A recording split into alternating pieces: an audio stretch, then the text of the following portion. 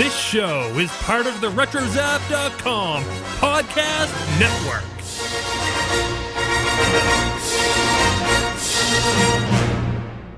Now, prepare yourselves for Starships, Sabers, and Scoundrels Special Edition. My condolences, Scoundrels, as Dennis and Jay are away for this episode, so it's just me. Darth Taxus. However, I am joined by two special guests on this special guest podcast, and I'll bet you listeners can't guess the guests. Yeah. So anyway, why don't you two introduce yourselves and tell everyone how awesome I am. I'm Corey D. Wow. As in Williams. Wow. All right.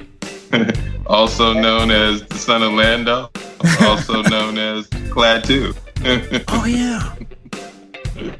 And I'm Monte Pittman, the guitarist for Darth Madonna. All right. Power greater than my own. So I'm the knight of Madonna. I like that. There's still good in him. I can sense it. No, there's not. I'm the evilest guitarist in the galaxy. Okay, just a little connection. So, Monty, you and I have known each other how many years? Several centuries. Yeah, for quite a while. several centuries now. And then, why don't you explain, why you two are together here now with us here? Because we're funked up. Yeah, that's right. Corey has a funk project, and he's invited me to play guitar on some stuff. And we are here to bring funk to the galaxy. That's it. Join me, and together we'll make the whole galaxy funky. That's right. What mothership? Yeah, just saying. So, all right, Scoundrels tonight, of course, it's a special edition. The reason I asked these two gentlemen here with us is because we're celebrating Father's Day coming up this weekend. And, we know that there is a lot of fatherly type events that happen in the Star Wars universe. But before we get that far, let's just kind of get through some of the bona fides for your Star Wars fandom. Okay, so Corey, let's start with you. Dark side or light side? Oh man, that's I'm technically choose now. I'm technically a Calrissian, so All right, okay. Depends on what episode and what scene you're talking about. All right, I like that. And Monty, what about you? I would say the dark side. It's a pathway that many seem to think is unnatural. Yes. We're not talking about your dating life. Oh. Yes. That's right. Right. That's right. Natural. Yeah. Anyway, a lot of bodies buried. Well, I do lean towards the dark side, though. I gotta tell you, I gotta admit. All right. That's okay. Everybody's got a little gray in them. It's okay. It's all right. So let me segue into this, Corey. So, who's your favorite character of all time? In the Star Wars universe, I assume you're talking about. Yes, right? sir. Yes, sir. Lord Vader, man. Oh, that's awesome. Yeah, just the complexity of that character and Anakin and his journey and the whole thing from beginning to end is just extraordinary and really cool. And he's like probably the coolest villain ever in a film. I mean, his presence, he just walks into a room and everybody starts trying to look busy. Yeah, no playing Galaga while he's on his watch. Yeah. It's not going to happen. They're afraid they're going to get promoted.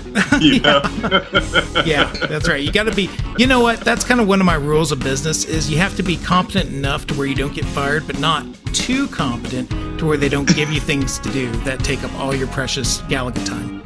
Yeah, you never want to be the one in charge, man. It's too much weight. Yeah. So, Monty, what about you? I venture to guess, but go ahead. Oh, I would have to say Clad 2 is the best character. Yeah. Dang it, you stole mine! I don't know. It's hard. I mean, I would maybe say Boba Fett, of course. If he's already picked Vader. No, you know what? Hold on. no, maybe Luke. I don't know. I can't decide. I know, You can it's pick hard to Vader decide. too if you want, man. Sure. You know, I don't own Vader.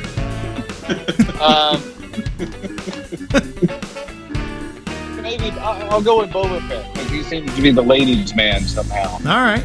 Okay, I like that. Whoa. You know, I even actually there's a scene that we did in one of my videos for the song "Guilty Pleasure." It was me and Leanna Decker was the model who was in it. Swing! Like we're going around kind of like a Bonnie and Clyde, killing people with guitar strings. well, cue the Where she's like Vivaldi. murdering everybody. And we did like something where I'm putting my hand on her chin, and we watched Return of the Jedi. We watched that scene just to get the same sort of scene. So I'll go with Boba Fett. Okay, all right. Mine's Impressive, actually most impressive. Yeah. mine's actually, and this is interesting, Corey, because I have to pick a dark sider and a light sider, but I have a reason for it. Mine are Han and Emperor Palpatine, and my reasons are at some point they were both outlaws, and at some point they were both the law. Wow. You know, so you can kind of see how society can kind of turn. Like Deep. you, yeah. Thanks. I'm like that. Are you sometimes. are you implying that Palpatine is Han's father? No, I'm saying that he was a Oh, okay. he was a basically he was a criminal in what he was trying to do in the shadows. And then Han, after Palpatine had descended and become the law, Han became the criminal. Well, I believe it's Han. Corey, I believe it's pronounced Han. what do you say? Han. All right, Am I right, Corey? that's okay, Lando. I never knew, man. I never knew. So, okay, well, there's strong familial connections in Star Wars, but specifically, fatherhood holds a certain significance. Not to take away from the motherly aspect, but, and I think it's more happenstance because a lot of the characters have had significant, times in the storyline affected to them, and they happen to be between father-son, father-daughter. The men tend to go bad a little bit more, I think.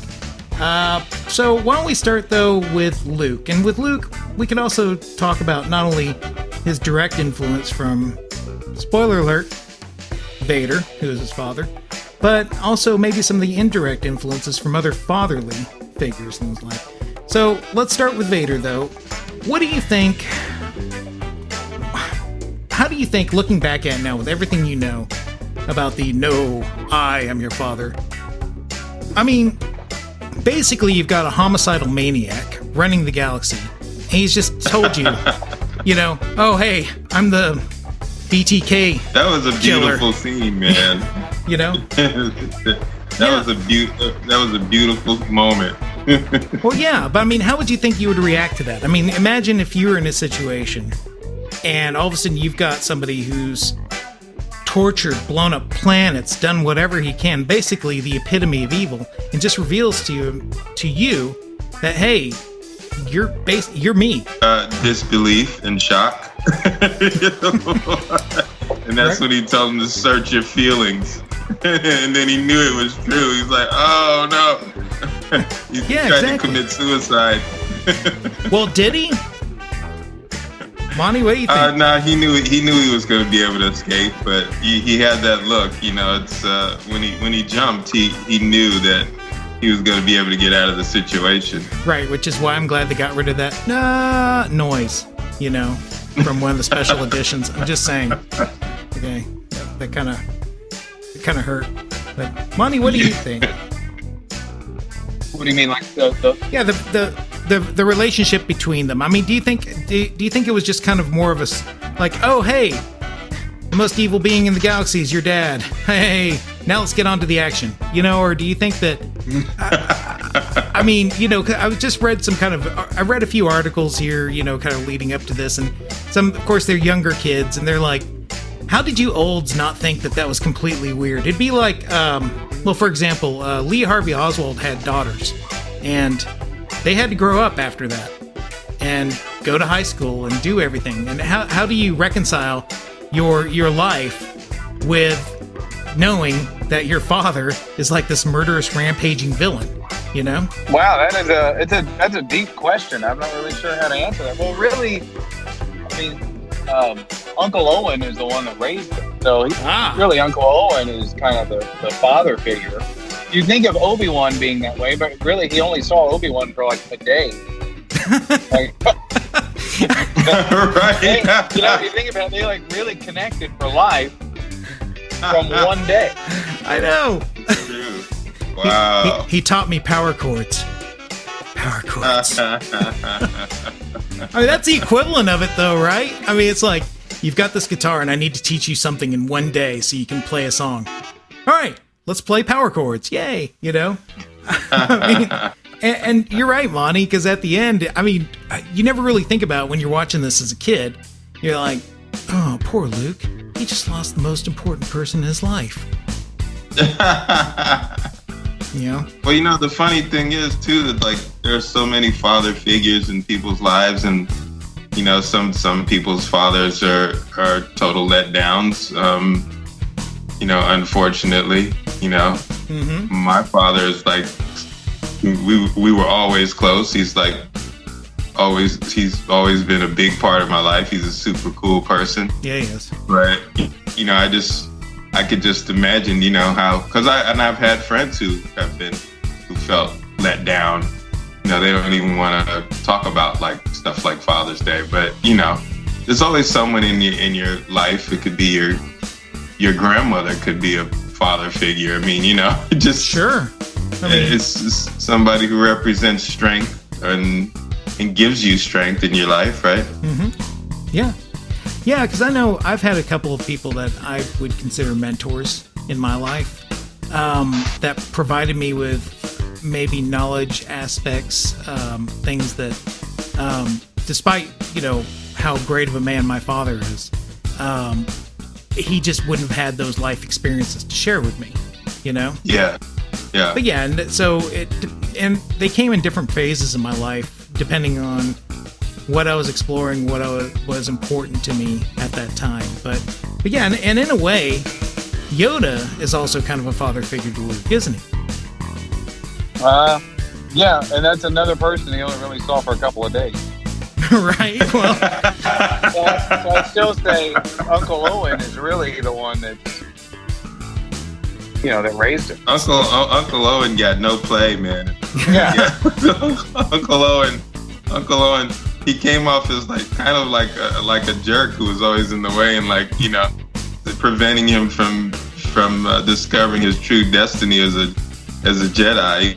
He would just wanted him to stay on the farm and mind his business, you know. Look, get out there and milk that water, boy. Do as I told you. That's it. What are you talking about, this Jedi crap? I don't want to hear that. Like, man's just a crazy old wizard. We got some evaporators out back that need repair, you know. Woman, give me my vittles. That's right. No. But, you know, you do make a good point. I mean, if maybe Owen instilled in Luke, you know, the capacity for great good, I think. He gave him a good moral compass, you might say, you know? Something that, you know, I mean, hey, as we see with Anakin, as we'll discuss in a little while, that, you know, it can get kind of obfuscated a bit. That's a good word to use. Obfuscated. So, now, let's kind of segue into Leia. So, now, first, let's get the Sith Lord in the room out of the way. And again, you know, maybe this is where they kind of get the downplay the whole, like, I am your father kind of thing. When Luke reveals to Leia, oh, hey, I'm your brother. And, you know, Darth Vader? Yeah, he's our dad. She's like, okay, it's a lot to take in, but I've got to lose myself in work right now. We're trying to blow this shield up. You know what I mean? And I know that later in the books, well, there's some now what's called legends where she deals with it a bit, but now I'm thinking more of Bloodlines from Claudia Gray, which is a book that was out a couple of years ago, where she was trying to reconcile in her mind about that, and she was worried specifically about her own son and that legacy and what kind of an effect it would have on him, which he didn't know either until I think something happened in the book that everybody in the galaxy knew because she was running an election against somebody and they found out about him. Hey, how about that? Somebody using dirty politics. Wouldn't that be fun? But what do you think? Do you think that, in retrospect, do you think she was compartmentalizing to a certain extent, or do you think maybe there is opportunity for a little bit more of her emotions, her feelings? I'm sure there was a lot of processing, and like what you said in the question, that she had too many things on her mind at the time. Yeah, sure. She's a career-oriented woman, right? And probably, like, why didn't he bring that up before? Well, he didn't know, I guess. Vader didn't know. Well, and that's a good question. Okay, so she's on board. Because Vader doesn't find out until he thinks about it, and then Vader reads his thoughts. Yeah. Mm-hmm. So it's not like there's this instant connection, just familial connection, where you should intuitively know through the Force, hey, she kind of looks like Padme. Nah. Or maybe he was too blinded by the dark side. Well, they kept her away from him for so long. Right. And by the time he was connected with her, he was really focused on getting information. That's true. Right. Yeah, and he was, and now after seeing Rogue One, he was. Yeah. Whoa. Yeah. Well, and of course she had Bail Organa who adopted her. And so again, you've got this good opportunity moral compass who happens to live in a giant castle. And you think they'll do a Princess Leia movie spin-off of the life of Princess Leia? No, I don't. I think they're gonna be. I think they'll kind of move on. I don't. But I think I doubt it. He's adored by fans. Yeah. I don't know. You never know. But could they pull? Okay, so just as a side note, I was one. I'll go on record, and I have gone on record, is whenever they announced the Han Solo movie, I went, "Why are you messing with my favorite character?" But that Alden Ehrenreich kid, I'll tell you what, I really was sold by it. I think that's a great movie. Oh, it is. It's extremely underrated, and it's one of the best movies that they've come out with here recently. I just really, I was afraid that I was going to get really hung up in the fact that this isn't Harrison Ford, and of course this isn't, Corey, your dad. You know what I mean? I didn't think about that. I didn't think about that once.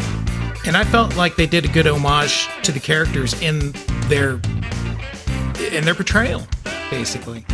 Well, I thought about it a lot, and it caused me not to go and see it, and it caused me to sort of wait a long, long time before I actually viewed. Okay. Because you're talking. Okay, imagine how well you know your father, right? Yes. And imagine someone else sort of pretending to be him, like.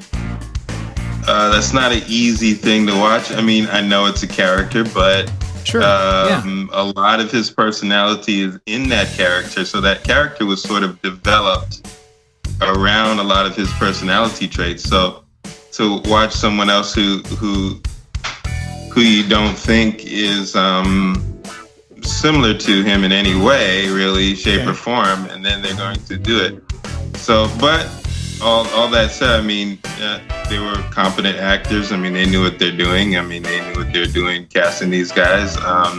But when I watched it, when I finally got a chance to watch it, I sort of sat down and watched it as a separate movie. Knowing that I'm familiar with the characters, but not really comparing them to the real guys. Sure. Just sort of letting them do their thing, and that's kind of what they did. They did their thing. There was some parts where they did like imitations a little bit, and they tried to connect themselves, of course. But I think it's much easier to appreciate it if you just sort of watch it as a movie about the characters themselves and not try to make any comparisons. And I think once I was able to do that, I think I was able to enjoy it and watch it.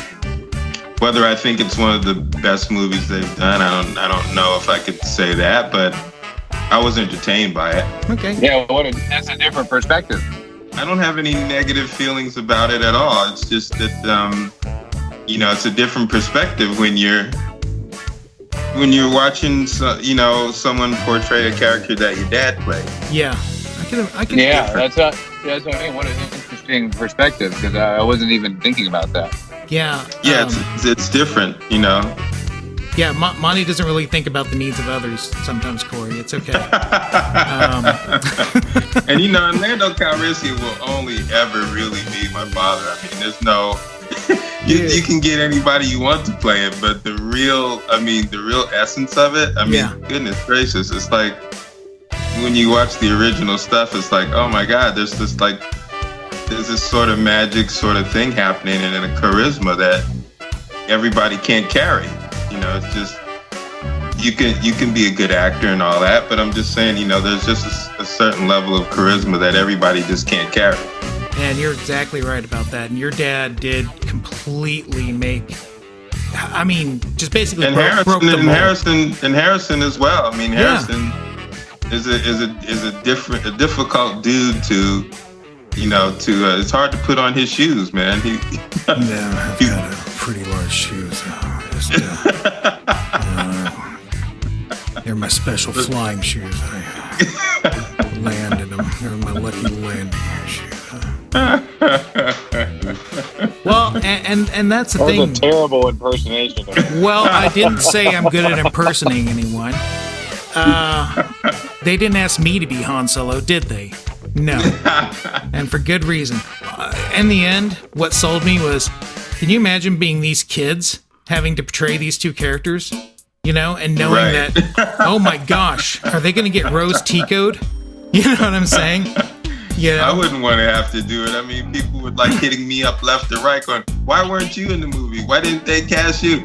I'm like, well, first of all, I'm older than he was when he did the original role. Wow. And it's supposed to be a younger version of him. And second of all, I'm a bass player, not an actor. Hello.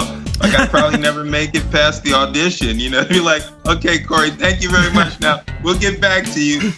But no, wait, I've got more. I didn't even get to page 5. If because I look like him, that's the natural sort of. Yeah, the reaction. And plus, I look a lot younger than I really am. But I'd be like, hey, if I'd have to have my father walking me through the whole thing. And he'd probably be like every day, he'd be like, oh, no, that wasn't good. That was terrible, That's awesome. That's awesome. I got the chance to meet your dad last year in Dallas, and I'll tell you what. The soup Nazi scene from Seinfeld. Oh yeah. Mm-hmm. That's how I was. I was like, don't look at Mr. Dee Williams directly in the eyes. Just smile, kind of scoot over, because he's actually about 3 years younger than my dad, and there's something about gentlemen that age that just kind of project this power, you know what I'm saying? And I mean, and he was sweet as could be, but I just didn't know. I was kind of overwhelmed with respect at the same time with just holy cow, I'm standing right here, because on this show we kind of make a big deal anytime your dad shows up anywhere. So yeah, we've got that. Okay, now we've got a common angle between Luke and Leia, and that is Vader. Now Anakin, of course, I mean, Shmi, come on. Really, who's the dad? Come on, just tell us. It's okay. It's all right. You won't have any shame. Yeah, I mean, it's the long time ago century, so, we're all modern here, right? So, I mean, I don't know. What do you think about that? The effect of, is Anakin constantly searching for a father figure? Is that part of what causes him to fall? Wow, that's another deep question. And you know what? I just watched The Phantom Menace. I was just from London to LA, and boy, are your arms tired. Yeah, The Phantom Menace. It was on the planes, I guess, because it's the 20th anniversary. So I watched it again, and when that scene happened, she doesn't. It seems like there could be more detail. Yeah. Okay, She said, I can't explain what happened. That's all she said. I mean, really, was it aliens visiting you? I mean, to me, I was comparing it to Mary. Force Jesus. Right. Yeah. It is that story, and yeah. But That's what they're doing. But thankfully, Anakin's not the one we have to rely on to save our souls, you know, because he'd do a pretty Right. crummy job at it, you know. I mean, just saying. I mean, but if you think about it, so Qui-Gon's probably the first. Well, let's go back. Watto, right? I mean, that's kind of the first disciplinarian, the first, you know, hey, who's that boy, you know. And, you know, he's giving him, you know, he's telling, well, he's basically owning him. I mean, you know, that little part That of was it. a decent imitation, by the way. That thank was a good one. Oh, thank you, Nubian. Anyway, but so I do the old man voices better. Let me put it that way, except for Han. That was kind of, I guess, the first. You know, he's a disciplinarian. He's, you know, putting him to work. He's, you know, ordering around and everything. But then you get Qui-Gon, right? And Qui-Gon's giving Anakin something that he can aspire to be more than he is, you know?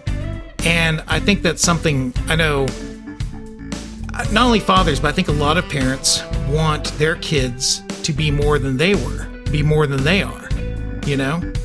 And of course, that fire gets transferred to Obi-Wan to a certain extent. So you might think Obi-Wan was more like, oh, that crazy old grandpa to Luke, I suppose, if we think about it like that.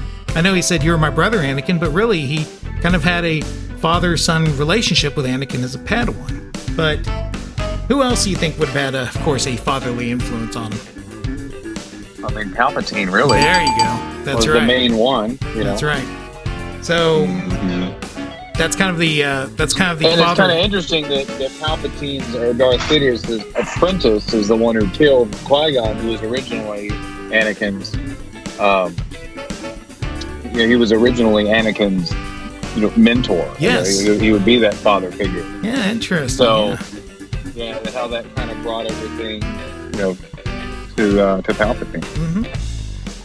Yeah, interesting how the whole thing is really, there are a lot of family dynamics in that story. A lot of interconnectivity, yeah, you know. And what's more complicated and convoluted than family politics sometimes, right? But then we kind of fast forward into the whole, like, you know, Skywalker family, and, you know, there's a little kid called Kylo out there.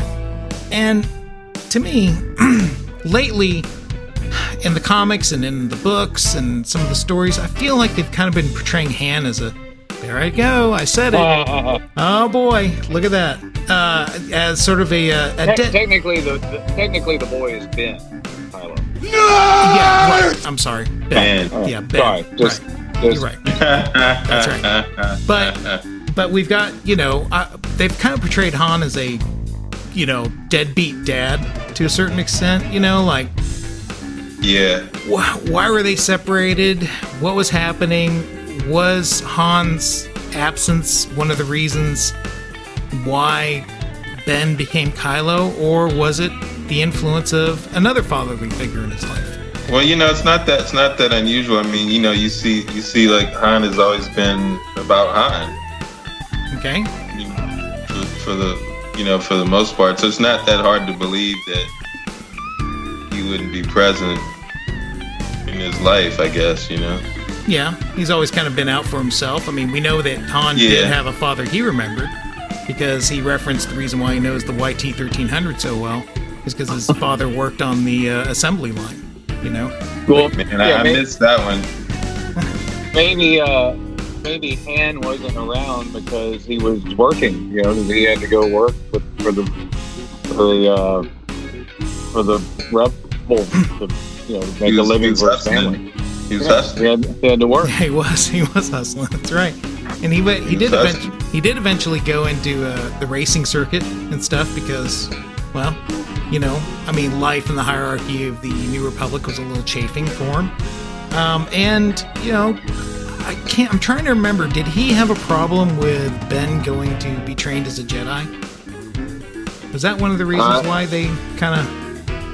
I have no idea.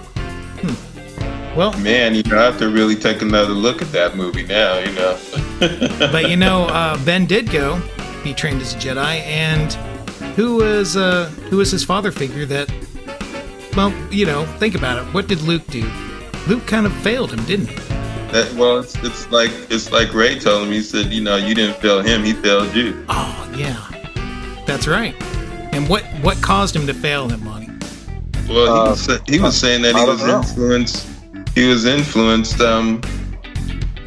by the other dark force. Well, he was also, I think, possibly afraid of the legacy of his father, when he had sensed some darkness in Ben, and that fear is what almost caused Luke to embrace the dark side, Oh, I see, yeah. But what happened? Luke's actions, he already started down that path. And then what happened to Ben? That was the impetus that pushed him. So, in a way, it's almost like Anakin's fear of losing Padme was a self-fulfilling prophecy. And Luke's fear of Ben turning the dark side, being like his grandfather, possibly even worse, was a self-fulfilling prophecy as well. So sometimes our best efforts as parents to try to stop our kids from becoming a certain thing ends up pushing them farther away from us, I know you can't give kids complete freedom, but kids have to have the ability to fail and succeed on their own, or they'll never be able to survive by themselves. Well said. Thank you. I've been doing this for a little while, the fatherly thing. Basically, I don't know who my kids are anymore. I just let them go out there. I don't even know how many I got now. They might multiply. No. Well, my perspective of parenthood, I guess, comes from my own upbringing and the example that my parents set, since I'm not a parent.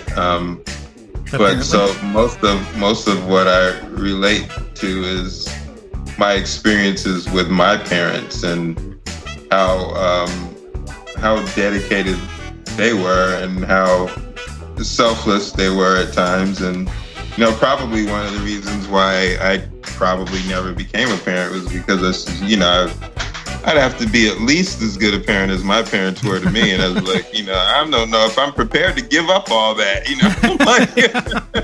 Yeah. I know exactly what I just want to do my thing, man, Yeah, I got you.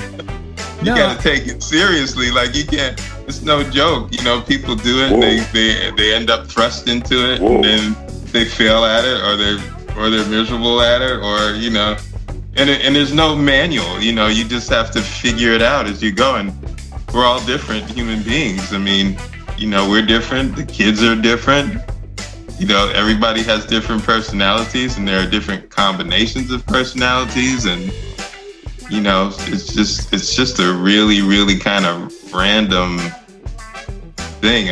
My father always used to say that we grew up together because, he was like, I guess about 22 or something like that. Oh, wow. When I was born, and my mom was like 20. Yeah. So, so you were kind of his friend then, to a certain extent. Yeah, he always says that, he always says that he felt like his best friend came. And then he gets really emotional, and then we get, and I try not to cry, and, Oh, man. He usually cries, though, when he does it. I'm not sure if he's acting or like what he's doing. Oh, wow. No, I know he really feels that way, but like he can really take it to the next level sometimes. I'm like, Dad, you're embarrassing me. There's other people here. Man, I do. But yeah, it was kind of like that, really. To be honest, it was. I never felt like, I felt like we were just really, really good friends. And my mother too, as well. My mother was a really good friend, but my mother was also a disciplinarian. Like, she was the one that laid down the law. She was the one that said, no, yes, and I'll kill you. And, Yeah, my mom's German and Irish. My dad was always kind of like, going with the flow most of the time, or unless somebody pushed him to be the disciplinarian, Oh, man. But my mother had that one magic phrase that just strike fear in my heart. Wait till your father gets home. In other words, she was so enraged by whatever I had done. She had to encapsulate that power into deep, dark recesses and wait till my father got home so she could share with him the pure joy of punishment. You know? Yeah. Man. I remember some parties that Darth Taxus had when his parents got home. They were very upset. Talking about bag of sin. What? Huh? Oh, Did you say something? That's weird. So, well, and Corey, so that's a good segue. So, you know, that's a great part of why you appreciate your father. And Monty, what do you want? You want to talk about your father now? Tell us what you appreciate about him. Oh, he was, he was tough. He was, you know, like for playing guitar, like he would take my guitar away from me if my grades weren't good. You know, then so that's he kind of knew how to get to me. Yeah. So yeah, but he was always, you know, my dad was a highway patrolman In the state. so Texas. in the state of Texas. That's right. Wow. Yeah. That's heavy. So you can only imagine. I don't even know if I even need to say anything else. I mean, No. that's Right. it. That's, No, you almost don't. You don't. Uh, I can picture it. You just that explains a lot about me just right there. Now imagine being a teenager with long hair playing in a metal band, Right.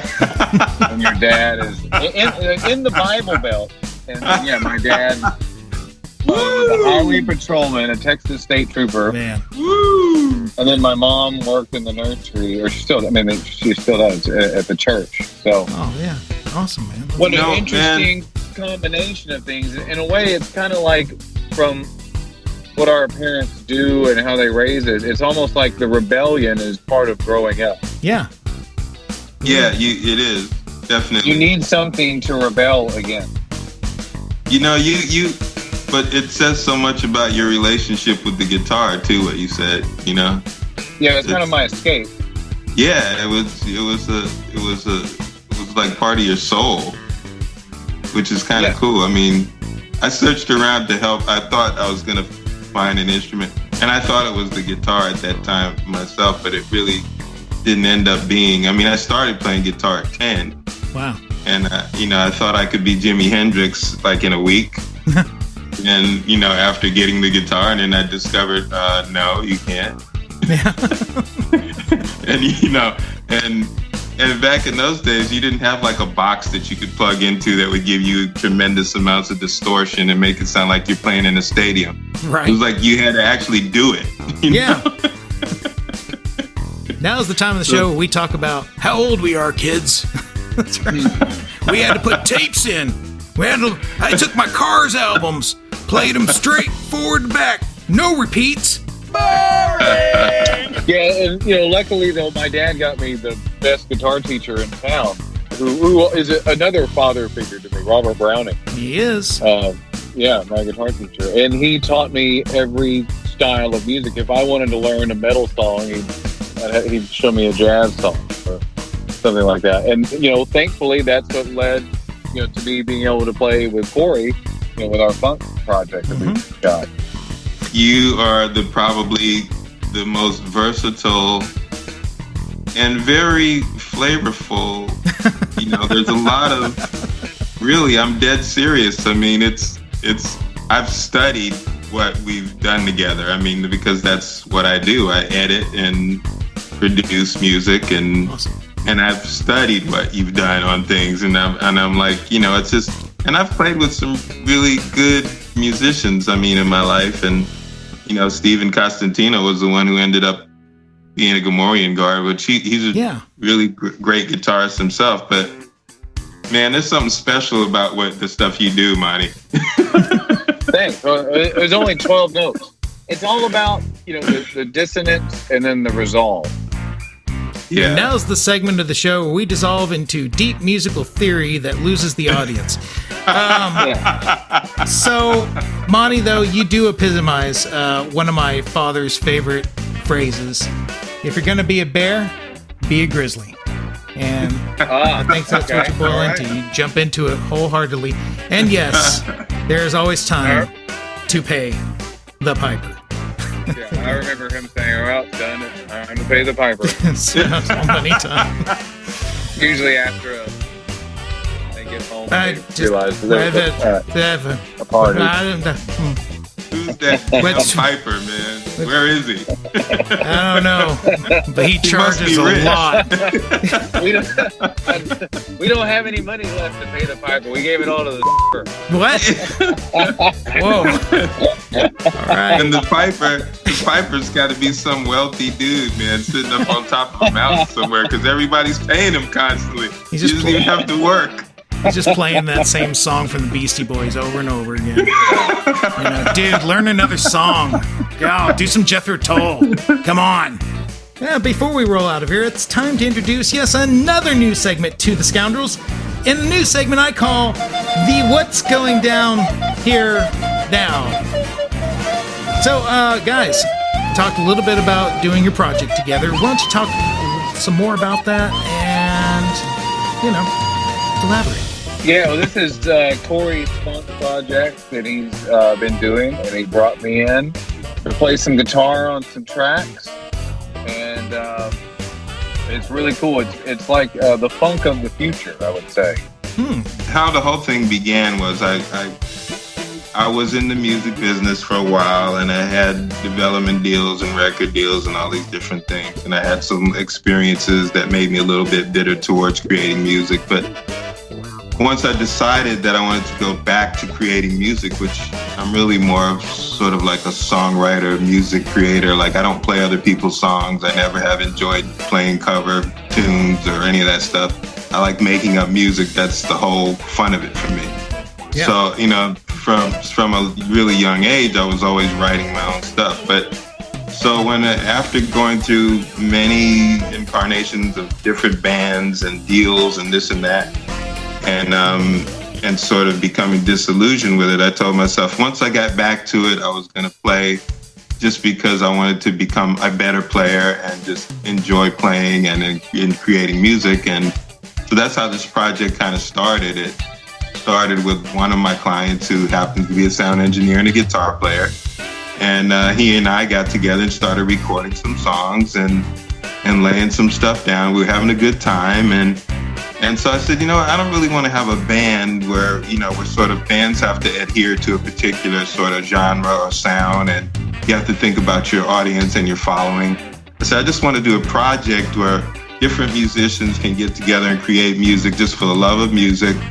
And anybody that says anything about getting paid, they don't belong in the project. It's because that's not the focus. It's just like we just want to create good music and see where that good music takes us. And so that's how the 3D Nucleus project was born. And so and I've been really blessed. I mean, all of these different musicians have sort of joined onto it. There's probably over maybe 20 or some odd, maybe I've lost count, but you know, I mean, there's people pretty much like all over the world. I mean, we have, you know, there was a guitar player over there in Italy who's a really good guy who just decided to do a video playing on top of one of our tracks. I mean, I said, why don't you just send me some stuff? So it's like we just collaborate with like everyone, and it's just anybody who just loves music is welcome. And Monty actually reached out to me, and I was like, this is interesting. And I really didn't know that much about you, Monty, like at the time. And then the more I started to learn about you, the cooler the whole situation got, because you're a really humble dude, you know, for all the stuff that you're connected to. And I was like man, this is really cool. So I was like, let me send him one of the best tracks I have, you know? Awesome. And I sent him the track, and it was called, well, we called it The Deuce, but it's rhythm-based music. It could have a rock edge to it. It could be jazzy. It could be whatever. I mean, some of it is almost Middle Eastern sounding, things that we've done. But yeah, cool. I just like to experiment with grooves, and I want to take grooves to another level. I mean, people think of funk as something that was rooted in the 70s, and they think they have to stay true to that 70s sound in order for it to be considered truly funk. But I think they're missing the point, which in the 70s was everybody was experimenting. Yeah. They weren't staying true to anything. I mean, they were just trying to take things, you know. George Clinton and those Gambuzzi and those guys took what James Brown did to a completely different level. Nobody had ever heard anything like that. Yeah. Because if you listen to a greatest hits of James Brown, a lot of the songs sound very similar to each other because, you know, even listening to music back then was completely different. Where you just it was a formula. Yeah, exactly. It was a formula that James kind of created, and everybody tried to follow what he was doing. But, you know, those guys, they even took members from the, you know, they had Fred Wesley, Maceo, all those guys, a mass exodus from James's band because of their James was restrictive, man, and they they wanted to go beyond what he was doing, and so that's what's going on with this project, man. And it was like I was like blown away when I heard Monte playing on this stuff, because I was like, man, I said, man, he sounds like he's got something to prove, you know. That's what we always say. It's like, you know, when somebody plays their ass off, we say it sounds like they got something to prove, you know. Now for Monte, it's just breathing. You know what I mean? He does make you a better player. I mean, this didn't suddenly become the Monte Pittman show, but you know, I'm just saying it's it's weird. I mean, look out that window. Whenever you're starting to think that you're pretty good at something, and along comes somebody else and makes you really question everything you've done.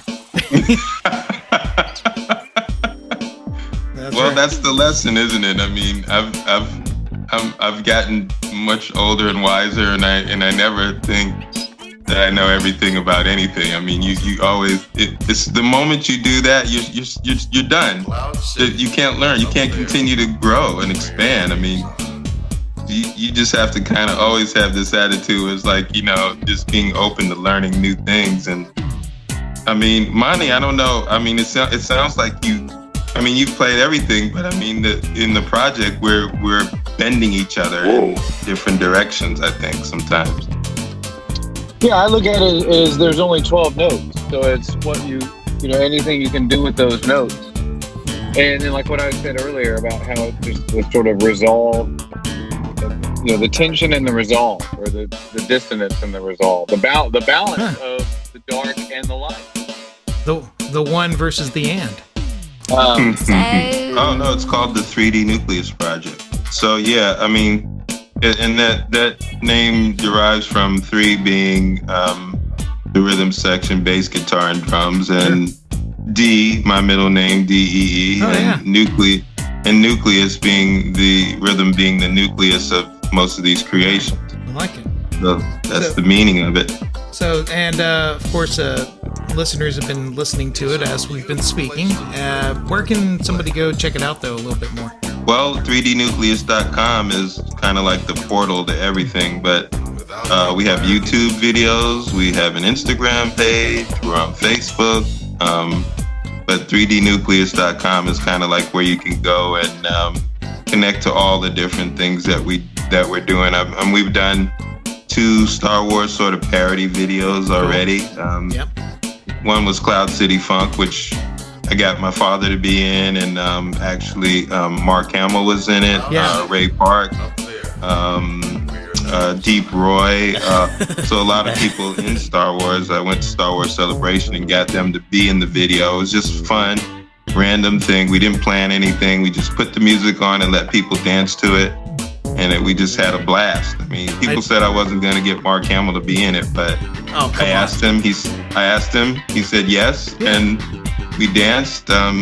He kissed me on the forehead. I kissed him back, and we had a blast. Man. It was fun. I did appreciate the Twi'lek dancing in that video. Yeah, seriously. I want to teach Mark how to play guitar. You hear that, Mark Hamill? I know you're not listening, so somebody needs to tell you.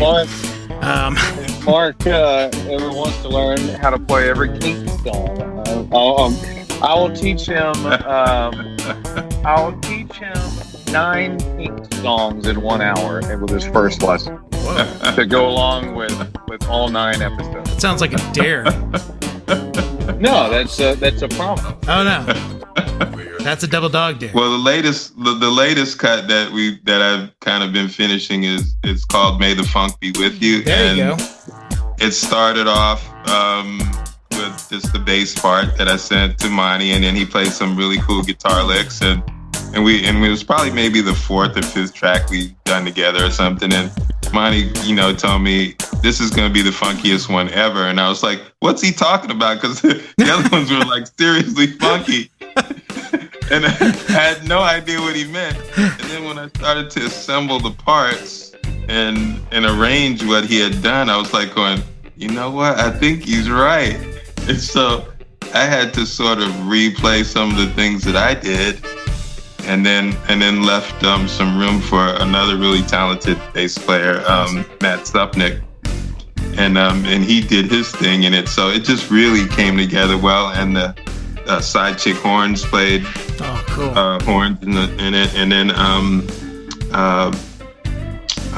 DJ Willie Wow, who does a lot of children's stuff, will march.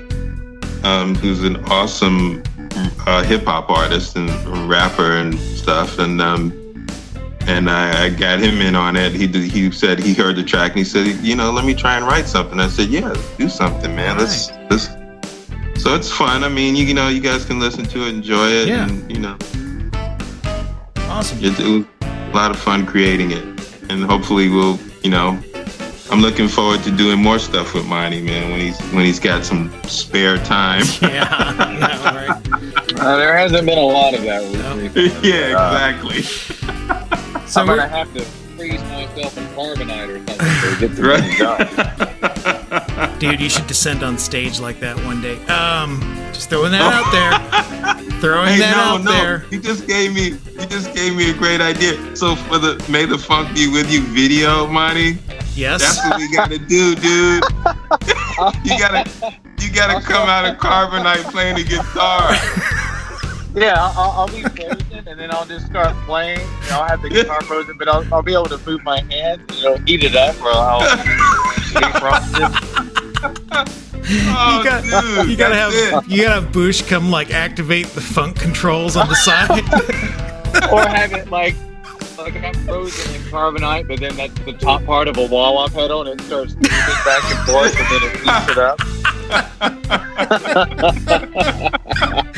Dude, that's it. That is it, man. You can send the checks to Darth Taxus at care of the Assessor Collector.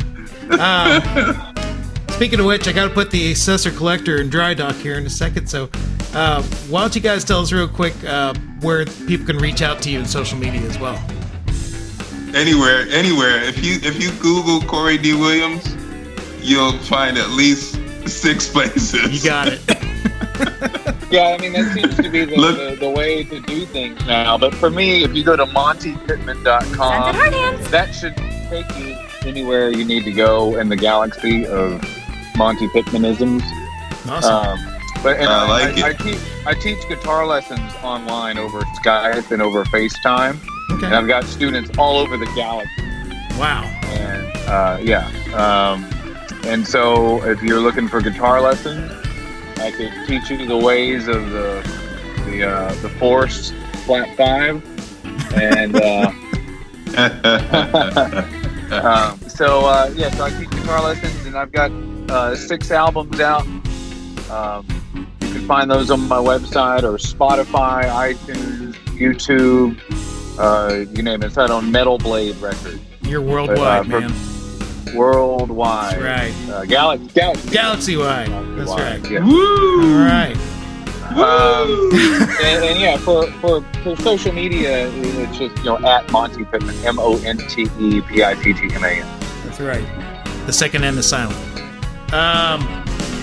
Well, Scoundrels, that was fun. So, what do you think? Did we miss a good father-child connection? I think we might have a few of them, but that's okay. Let us know. Our email address is scubedpod@retrozap.com. Of course, if you want to reach out to Dennis, his handle is @DJKVER2. Jay is also @Joyce Krebs. I am at Darth Taxus. Kind of works, no matter where you go, like you two. And also, the show can be reached at SCubedPod. We also have shirts on TeePublic. Hey, they make a perfect Mother's Day gift. Yeah, it hurts to miss that one. Yeah. So, you can also find other great shows on RetroZap.com, including Star Wars shows, movie shows, a few other geek podcasts, a lot of fun. But anyway, that's it for me right here. From the Assessor Collector, Darth Taxus, saying toodles, and gentlemen, May the funk Bye. be with you. Bye, Darth Taxus. Yes, may the funk be with you. All right. also with you. Oh yes, also with you. May the funk be with all of us. Yes. May the Eternally. funk bless us, each and every one. Yeah. All right, now let's get the funk out of here. Looks like it's time to pay the piper.